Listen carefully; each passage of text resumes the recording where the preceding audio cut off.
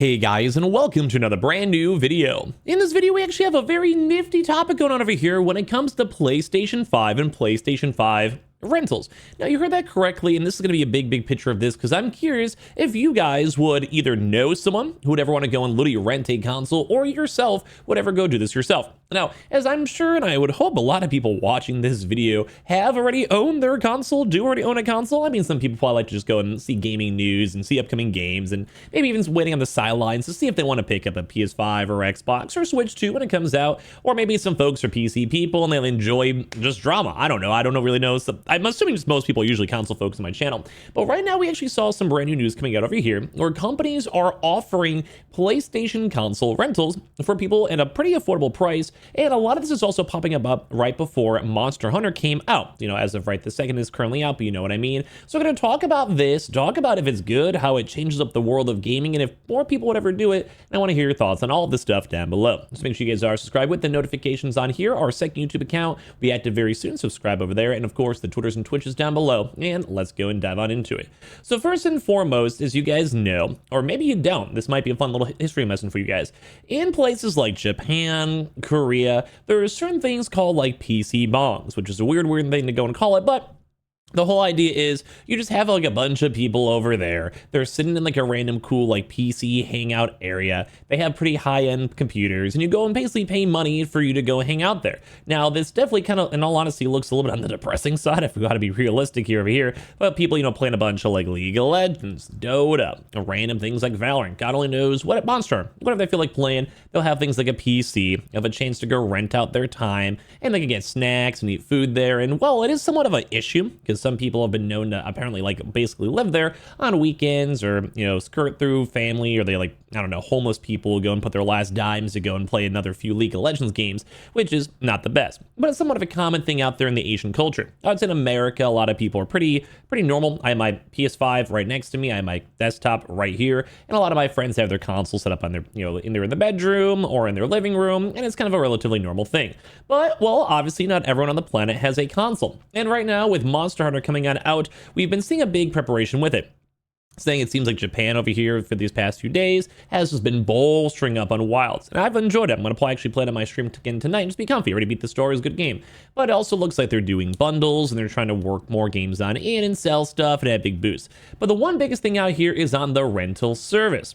So right now we're seeing new things with the PlayStation 5 having a rental service out there in Japan and other outside countries. And as well, this kind of reminds us of, like, as I mentioned, we've been seeing these like PC bongs and rental areas, such as like in America. You know, a lot of places in like California, even here in Chicago, will have places where people can just meander on in, go into like a restaurant-based type style thing. They'll have consoles, nice TVs, couches, PCs, and just giving people some rented time to enjoy some gaming. Now, I'm one of those people, high level, and I want to hear your thoughts on this before we dive in the news. I would rather just maybe spend the money and get it myself and play in the comfort of my couch, my bedroom, or my, like, you know, my little streaming setup, YouTube setup, as I'm in right this second.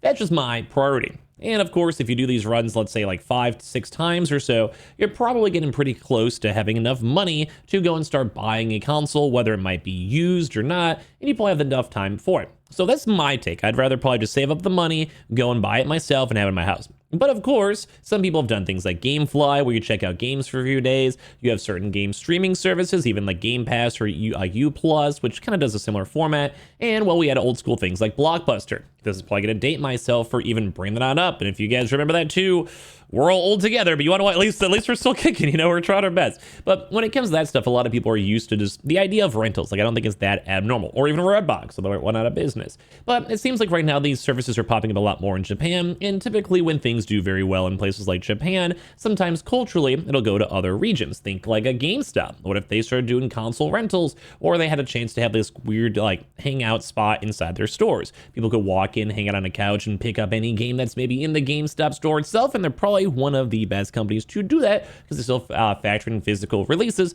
and they go from there. Anyway, so the kind of big news over here is that basically right now there's a cheap PS5 rental services that are now rolling out in Japan, and this is most likely lining up over here for Monster Hunter Wilds. And this is a big Japanese-based game. Kind of some funny stories. When I was doing my first initial story playthrough, there's a lot of post-game too as well with Monster Hunter and live service stuff.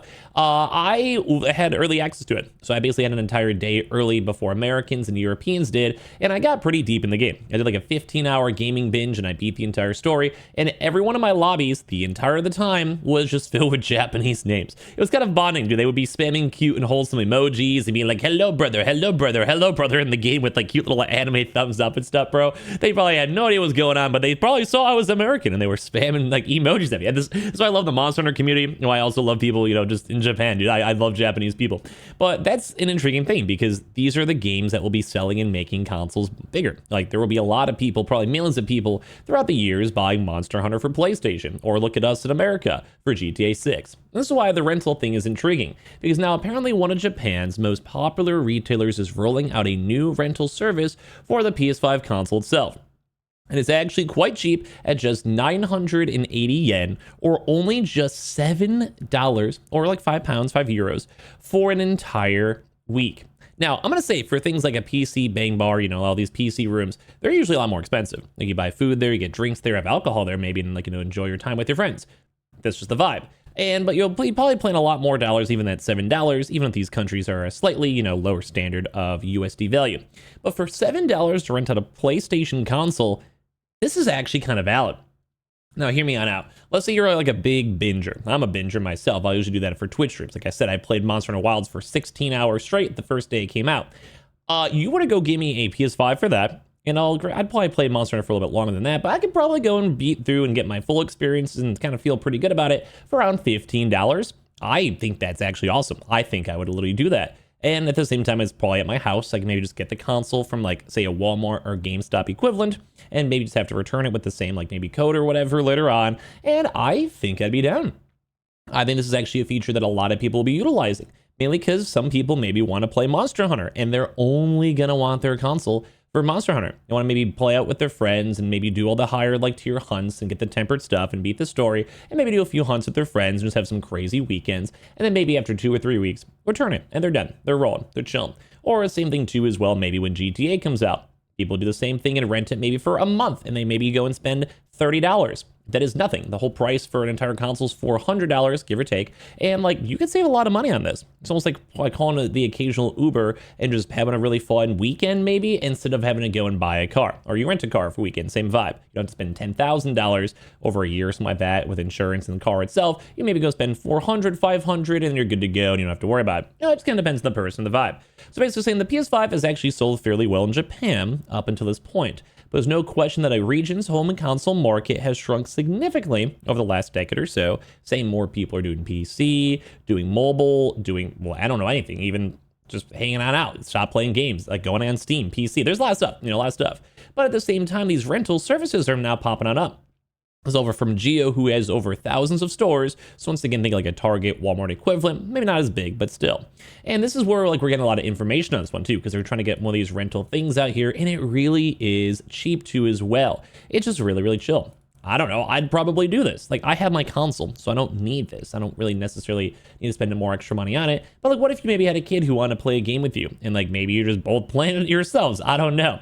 But yeah, basically for this one too, you can basically have extensions for just 500 yen per day, which is very low. You can do the full-on 14-night rental for 1,700, and it's just crazy. You basically have a membership card, or think like a Game Pass or GameStop card, or use the service online, and you go and just basically have your ID. You go and ship it as well too on top of that, if you want to have it like just sent to your home instead of picking on up. And I think this is actually something kind of cool. So I'm kind of curious, would you guys use this? This is a weird idea. It's kind of a weird console thing, but I thought it was interesting enough to make a video onto as well. Saying that they want to deliver the joy and excitement of gaming to more people at attractive prices. And I mean, I think that seems cool. Maybe that'd be nice. They have a partnership with PlayStation. Like, what if they supplied them with the bulk of, like, you know, 50,000 consoles, and then PlayStation maybe makes more money from people doing maybe a weekend PlayStation Plus subscription. Maybe someone buying Monster Hunter as well and dropping $70 on software. Maybe just at the end of the day, maybe PlayStation just gives them at a very low cost, so even if a console breaks or whatever, they're working with a really big company and they're fine. Or maybe this once again kind of like instills more people building on the console market. So less people go to PC or Xbox or phones or Switch 2, and they can just go rent a console for a week or 2 weeks or even a month or so and play out and binge out a bunch of games, kind of how people do sometimes with the Netflix subscription. They don't have it maybe 24/7, but when a new maybe show comes out, maybe Stranger Things comes out, maybe, you know, Squid Games comes out, and they just go binge that and any other show they haven't watched as well, like Three Body Problems or whatever, and then they go and cancel afterwards. I mean, that makes sense. Some people do that. So I can see this service actually being valuable, and it'd be kind of cool to have that with them through America, whether from PlayStation or whether through like places like GameStop, or as well kind of, like, I guess, bringing more stuff to the PC buying culture of people having a chance to go to a random local hangout spot, like a card shop or whatever, and go from there. And just enjoy themselves, you know, enjoy the experience. So I don't know, I'm kind of curious on what you guys think about this, because I think it's kind of nifty at the end of the day. So make sure you guys are subscribed here with the notifications on. We have the Twitters and Twitchers down below. We have multiple Twitters and YouTubes at this point, and we'll probably be playing some more Monster Hunter ourselves on Twitch. So come say hello later on tonight if you guys would like.